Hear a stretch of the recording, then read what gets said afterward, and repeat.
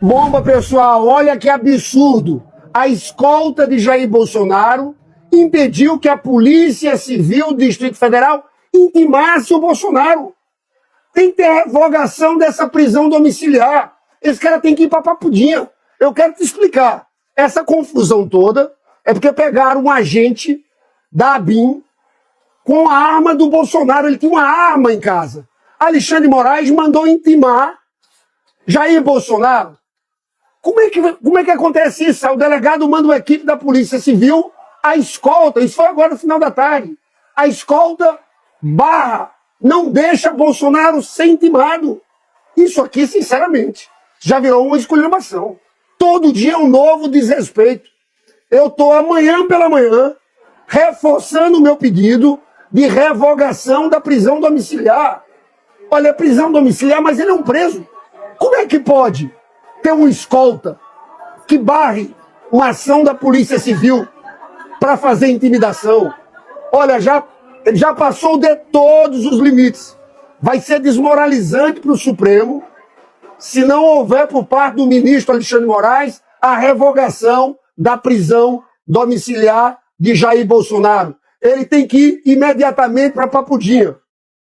Jair Bolsonaro admite ao STF que a arma apreendida com um militar da equipe de segurança é dele sim e estava na casa onde ele cumpre prisão domiciliar. A defesa do elemento informa que a pistola estava com defeito porque os seguranças teriam retirado uma peça que inutiliza a arma. Como Bolsonaro não sabia disso, pediu para levar para conserto. Os advogados do elemento disseram que a justificativa dada pelos seguranças para a retirada da peça é porque o preso toma remédios e eles tiveram receio dos efeitos dos medicamentos psiquiátricos que o sujeito toma. E pensar que os bolsonaristas estão recebendo ordens diretamente da cadeia que não são questionadas, apenas bovinamente cumpridas, ordens de um sujeito que pode não estar com as faculdades mentais em dia. A defesa ainda disse que a justiça não mandou o presidiário entregar as armas, por isso ela estava na casa. O STF, o ministro Alexandre de Moraes, precisa explicar se é verdade. E sendo verdade, por que é que ele não mandou recolher as armas que eventualmente estivessem na casa? Uma falha grave. Agora, lembram do ex-deputado bolsonarista Roberto Jefferson? Ele tinha uma arma em casa e começou a atirar em policiais quando eles chegaram para fazer cumprir ordem de voltar para a cadeia. Olha o perigo de deixar uma pistola com um presidiário que toma medicamentos e que pode ficar doidão da cabeça. Imagina o perigo. Você acha que o Xandão falhou em não pedir o recolhimento da arma de fogo? Escreve sua opinião nos comentários e dá um joinha nesse vídeo. Novidade na área. Eu e o Lindbergh Faria estamos lançando grupos de WhatsApp em que você pode entrar e receber materiais para usar contra a extrema-direita e também para ajudar o Lula. Quem quiser, tá o QR Code aqui. Entra no grupo ou o link tá na descrição desse vídeo. Você entrando, você vai receber, não é muita mensagem não, a gente não vai te encher o saco. 2, 3 mensagens por dia no máximo, e aí você vai poder baixar, repassar para quem você quiser e vamos continuar aí indo para cima da extrema-direita juntos. E em mais um episódio da série Foi Mal, Tava Doidão, a defesa de Jair Bolsonaro na tentativa de impedir a revogação da domiciliar. Agora ela diz que o trambuco do Bolsonaro que foi apreendida com o policial PM do Distrito Federal foi desviada de propósito, né, pela defesa, para proteção do elemento por causa dos remédios, porque ele poderia, sob efeito dos remédios, fazer alguma loucura, assim como fez na hora que tentou romper a tornozeleira eletrônica. Inclusive isso aí foi citado lá na defesa, na explicação da defesa. A defesa está dizendo aí que sem o elemento saber, eles foram lá na mutuca, né, na surdina, abriram o cofre. Creio eu que esse trambuco teria que estar dentro de um cofre, né, ainda mais para quem tem crianças em casa, né, tem adolescente em casa. Quem tem um trambuco tem que ter cuidado. E aí a defesa está dizendo aí, tentando convencer a gente e o excelentíssimo ministro Alexandre de Moraes, de que a defesa foi lá e conseguiu abrir esse cofre, pegar esse trambuco sem que o elemento saiba, foi lá e tirou uma peça, né? Tirou uma peça, deixou o trambuco inoperante e aí foi levado para consertar. Ou seja, os caras que tiraram a peça para deixar o trambuco lá inoperante não sabia colocar de novo. Tinha que retirar da residência do elemento para poder consertar. Gente, esse povo pensa que a gente é otário. Esse povo tem certeza que o Xandão, sei lá, o Xandão é otário, só pode. Não tem outra explicação, cara. Cara, e outra explicação que também eles teriam que dar. Por que que um cara preso, tá? Por que que um presidiário teria um trambuco em casa? Isso aí não pode de jeito nenhum. Né? Não pode. E aí? Vai ficar por isso mesmo? Xandão vai aceitar? Não vai revogar a prisão domiciliar do elemento? Quer dizer que nós fomos liderados por um presidente que não tem plenas faculdades mentais. Isso quer dizer que aquele pessoal que o seguia, que o defendia, que nos agredia, esse pessoal todo estava seguindo um maluco. Esse pessoal todo estava seguindo uma pessoa que não tem condição de gerenciar sequer a própria vida e gerenciou o nosso país daquela maneira desordenada, maluca. Tá explicado 700 mil mortes. Tá explicada toda aquela loucura que nós vivemos, aquela falta de paz que nós vivemos e que hoje os norte-americanos passam também com o Trump, que é outro abilolado, psicopata. Então, tá provado. Há um caos social, há sim uma doença mental social que fez essas pessoas seguirem um líder amalucado. E vocês podem também perceber que o Bolsonaro, ele não segue regra alguma. A família toda é desvairada, eles não se encaixam em regras sociais, eles não podem viver em sociedade, eles têm que ser presos, porque eles não respeitam regra alguma. Tá aí. O cara andava armado, testou a arma, os sujeitos dizem que tiraram porque estavam com medo do que ele pudesse fazer com a arma, mas não reportaram ao Alexandre de Moraes. Bandidos, são bandidos iguais. E essa segurança é tão bandida que fez frente à Polícia Civil, que iria intimá-lo. Não deixaram, não permitiram, foram brucutus. São violentos, os milicianos são violentos. O Bolsonaro sempre cercado de gente boa, só milicianos, só gente do crime. Eu não sei vocês, mas eu acho que não existe no Brasil uma pessoa que tenha tanto nojo e tanto ódio desse criminoso do Bolsonaro como eu. Gente, agora tá pedindo novamente para os advogados entrarem, né, com o pedido para revogarem a prisão desse criminoso nojento. Gente, o cara tá cumprindo pena numa mansão, com arma dentro de casa, uma coisa que é proibido terminantemente, porque um criminoso e um condenado não tem que ter arma nenhuma, e o cara quer mordomia. Esse filho de uma vivia andando de jet ski de moto e não tinha problema nenhum de saúde. Bastou ouvir a palavra cadeia para esse covarde. O cara é um covarde, um nojento covarde. Fica inventando doença. É um vagabundo que não tem hombridade nem para cumprir uma pena. Ele não chega ao dedinho do pé do Lula. Esse homem é um lixo. Os filhos dele são um lixo. Toda essa família desses bandidos, porque eles são todos bandidos. É o pai e todos os filhos. Todos querendo dar golpe no país. Todos roubando do povo brasileiro. Todos vivendo em mansão. Aquele outro nojento lá que está nos Estados Unidos comprou uma mansão com dinheiro de aposentado. E ainda tem gente que defende esses trastes. E eu sei que tem, eu convivo com um tipo de gente igual a essa. Essa gente não tem vergonha na cara de defender esses bandidos e ficarem atacando o Lula, que está sempre trabalhando pelo povo, pelo país. Um homem que tem hombridade, sabe, que não permite que aquele megalomaníaco do Trump venha querer mandar aqui. Vocês deviam beijar o chão que o Lula pisa. Esse sim é um presidente de verdade. Esse sim tem hombridade. Quer saber? Tô de saco cheio dessa família. Quando é que esse povo vai tirar esses lixos da política pra gente ter um pouco de paz? Não tem um dia sequer nessa internet que a gente não seja obrigado a ouvir essas merda que essas famílias falam. Esse outro nojento que é candidato a presidente, que não tem projeto, ele só vive na internet, é Lula, é Lula, é Lula, é Lula, sabe, parece que respira Lula, sonha com o Lula. Ai, te catar, bando de golpista. Ai, que bom desabafar. Ei, você já se ligou nisso? Se o Brasil não tivesse tido o hack da Araraquara, o Intercept Brasil, a direita só tinha onde? Vocês se ligaram? Porque tem muita gente que tá desligado disso. Agora para aí, para o carro que eu vou descer. O Intercept Brasil foi quem botou a família Bolsonaro, quem mostrou que a família Bolsonaro estava envolvida no rolo e estava sendo encoberta. Eles dizem nos quatro cantos. Banco Master do Lula. Foi assim na Lava Jato lá atrás.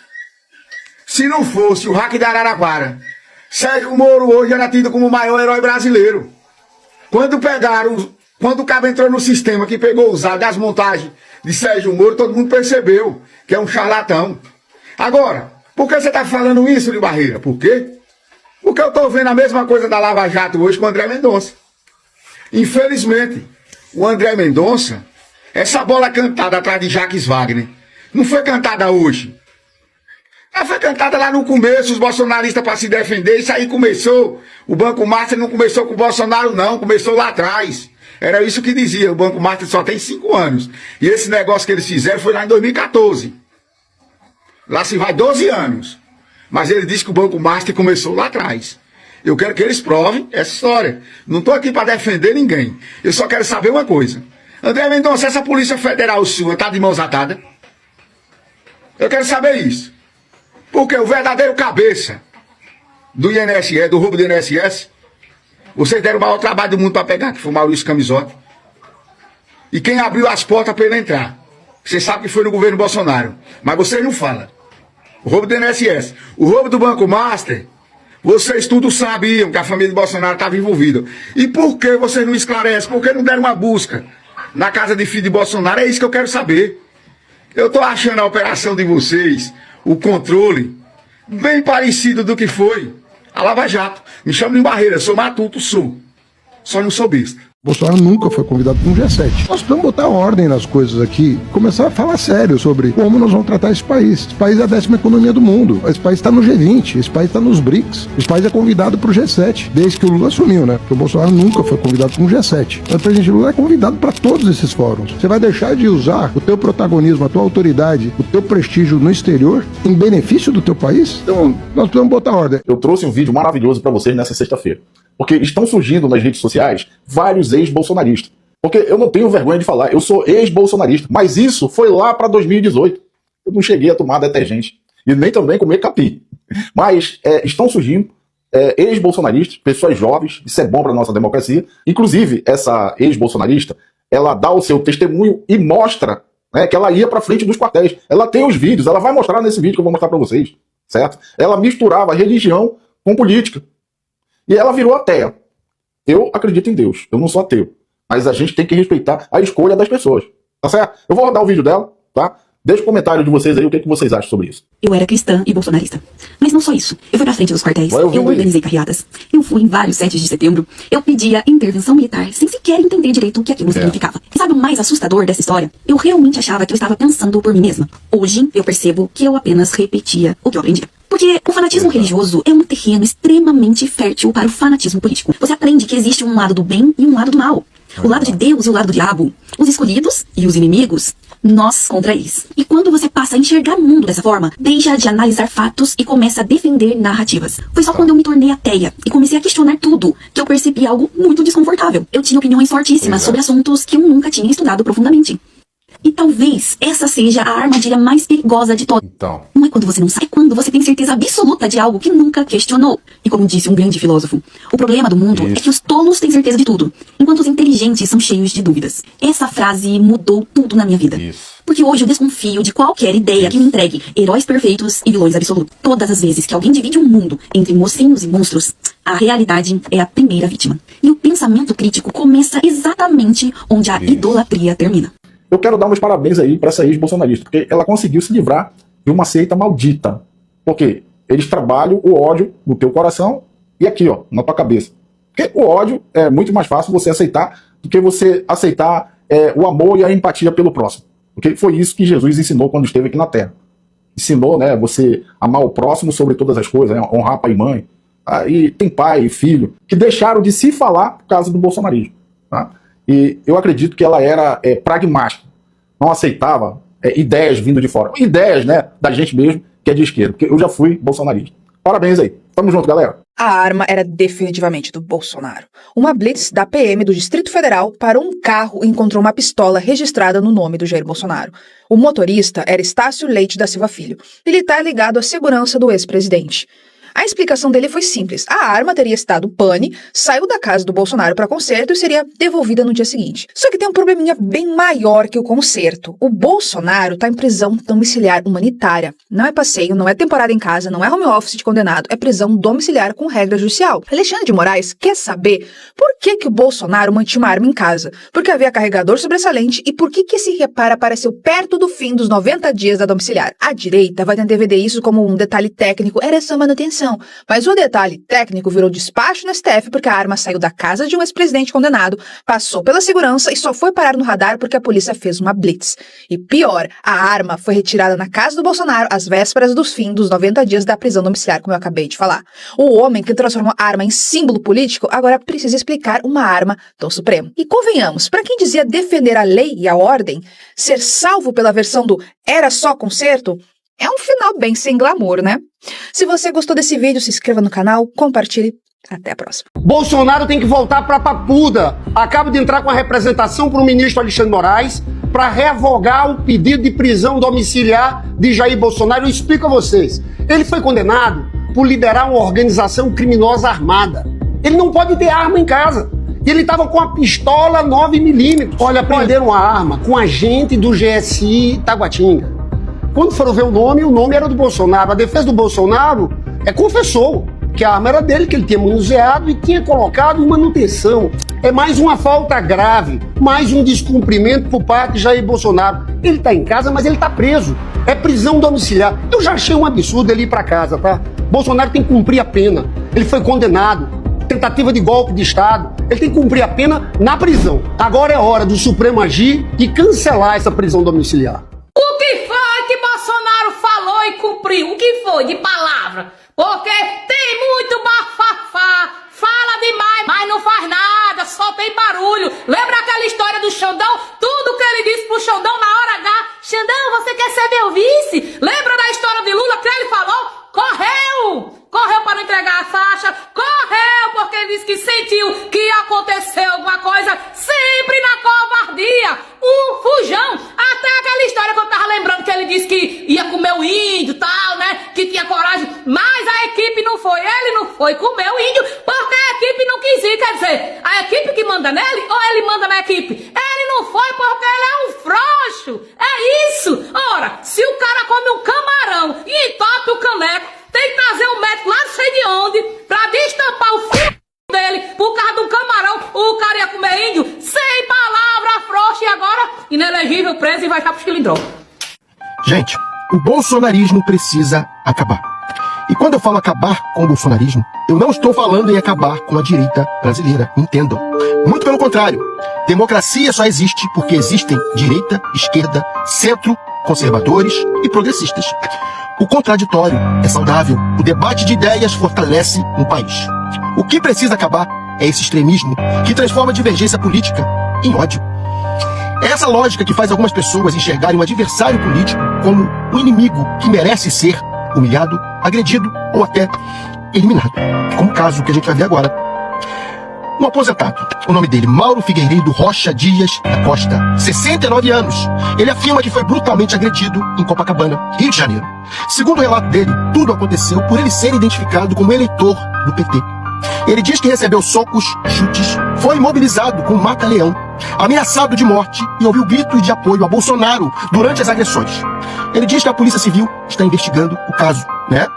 Independentemente da posição política de qualquer pessoa, existe uma pergunta que precisa ser feita. É esse o Brasil que nós queremos? Porque hoje foi um eleitor do PT. Amanhã pode ser um eleitor da direita. Depois pode ser qualquer cidadão que pense diferente. Quando a violência entra na política, ninguém, mas absolutamente ninguém, vence. Todos perdem. Eu posso discordar profundamente de um bolsonarista. Eu posso criticar suas ideias, seus líderes e seus discursos, mas jamais vou defender que alguém seja espancado por pensar diferente. Da mesma forma, um eleitor de direita também tem o direito de defender suas ideias, sem sofrer qualquer tipo de violência. Se o relato desse senhor for confirmado pela investigação, isso não representa apenas um ataque contra um homem de 69 anos. Representa um ataque contra a própria democracia brasileira. Porque democracia não é vencer o adversário na força. Democracia é vencer no voto, no argumento e no respeito, principalmente, à vida. É por isso que o extremismo precisa ser combatido, não com mais ódio, mas com justiça, com responsabilidade e com a certeza de que nenhuma bandeira política vale mais do que uma vida humana. Gente, o relato que vocês vão ver agora é absurdo, é chocante, é emocionante. Eu te peço que fique até o final, assista até o final, para você entender o que está acontecendo com o nosso Brasil. Bom, eu vou narrar aqui o que aconteceu no dia dessa tentativa de homicídio, né? Que foi tentativa de homicídio. Eles iam me matar. Eu tinha acabado de sair do Teatro Claro, onde eu assisti uma peça Vitor ou Vitória, né? E estava voltando para casa, né? E quando eu atravessei a rua aqui, já na esquina de casa, após voltar da peça de teatro, ali na Siqueira Campos, eu percebi que um homem estava me seguindo. E ele falava, é Bolsonaro, vai morrer. Eu achei aquilo estranho, né? Eu estava com uma mochila da Benedita da Silva, né? Essa mochila tinha um adesivo da Benedita, né? E eu continuei andando, né? E quando eu cheguei num prédio ao lado do meu, vieram duas mulheres muito fortes, aparentando ser lutadoras, né? Que eram bem fortes, e começaram a me agredir. E ele se juntou a elas, me agredindo também. Acredito que eles estavam juntos já, premeditaram tudo isso. Eu sofri uma emboscada, né? Eles estavam de tocaia, esperando eu chegar em casa, sabiam onde eu morava, né? E começaram